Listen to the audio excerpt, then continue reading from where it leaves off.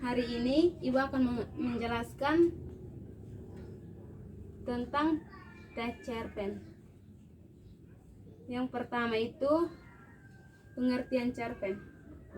Cerpen merupakan salah satu jenis karya sastra yang memaparkan kisah atau cerita mengenai manusia beserta selut-belutnya lewat tulisan yang singkat. Yang kedua, ciri-ciri cerpen. Yang pertama, jalan ceritanya lebih pendek dari novel. Yang kedua, sebuah cerpen memiliki kata yang tidak lebih dari 10.000. Yang ketiga, biasanya isi cerita cerpen berasal dari kehidupan sehari-hari.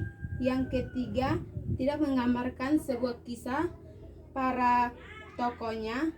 Hal ini karena dalam cerpen yang digambarkan hanyalah intisarinya saja. Yang kelima, tokoh adalah cerpen digambarkan mengalami masalah atau sudah suatu konflik sehingga pada tahap penyelesaiannya. Yang keenam, pemakaian kata yang sederhana serta ekonomis atau mudah dikenal pembaca. Yang ketujuh, biasanya hal yang satu kejadiannya saja yang diceritakan. Yang kedelapan, memiliki alur cerita tunggal dari lurus. Yang kesembilan, penokohan pada cerpen sangatlah sederhana, tetapi serta singkat sebuah tulisan. Struktur cerpen abstrak. Abstrak merupakan ringkasan atau intisari dari cerita pendek yang akan dikembang menjadi sebuah rangkaian peristiwa atau biasanya juga sebagai gambaran awal dalam cerita. Orientasi. Orientasi berkaitan dengan waktu, suasana, tempat yang berkaitan dengan jalan cerita. Komplikasi. Komplikasi berisi urutan kejadian-kejadian yang dihubungkan secara sebab atau akibat. Evaluasi. Evaluasi yaitu struktur konflik yang terjadi dan mengarahkan pada klimaks serta sebuah mulai mendapatkan penyelesaiannya dari konflik yang terjadi tersebut. Revaluasi. Pada bagian revaluasi, pengarang mulai mengungkapkan solusi yang alami. Tokoh.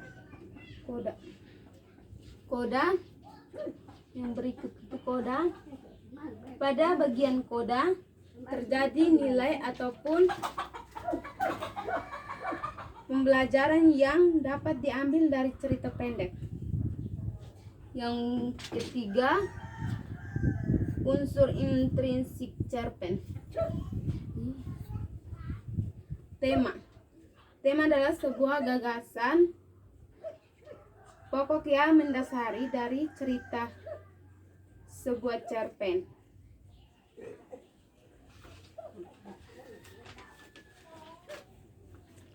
Alur atau plot. Jalan dari sebuah kisah cerita merupakan karya sastra.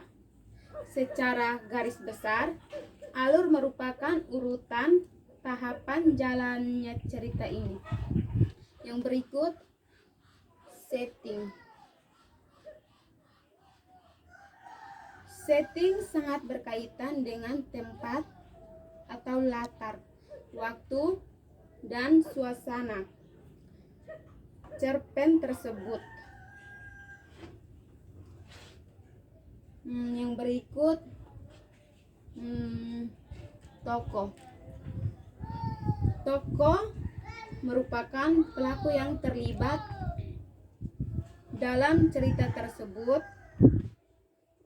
Setiap tokoh biasanya mempunyai karakternya tersendiri. Yang berikut penokohan. Penokohan yaitu pemberian sifat pada tokoh atau pelaku. Dalam cerita tersebut, sifat yang telah diberikan pada tercerminnya dalam pikiran, ucapan, pandangan terhadap tokoh suatu hal. Yang berikut amanat. Amanat merupakan sebuah pesan dari seorang penulis atau pengarang cerita tersebut pada pembaca agar pembaca dapat bertindak atau melakukan sesuatu.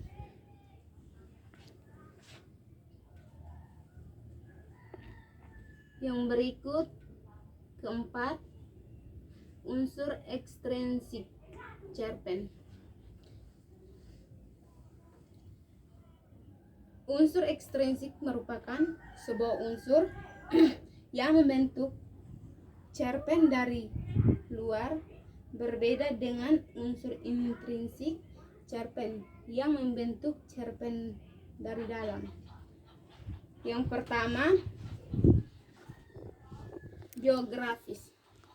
Biografis biasanya berisi tentang riwayat hidup pengarang serta tersebut yang ditulis secara keseluruhan. Yang kedua, kondisi psikologis. Kondisi psikologis berisi tentang pemahaman kondisi, mood ketika pengarang menulis kisah cerita tersebut. Yang terakhir, aliran sastra.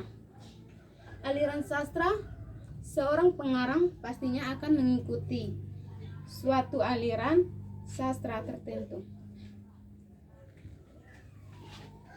Baik, materi kita sampai di sini. Minggu depan ketemu lagi. Sekian dan terima kasih.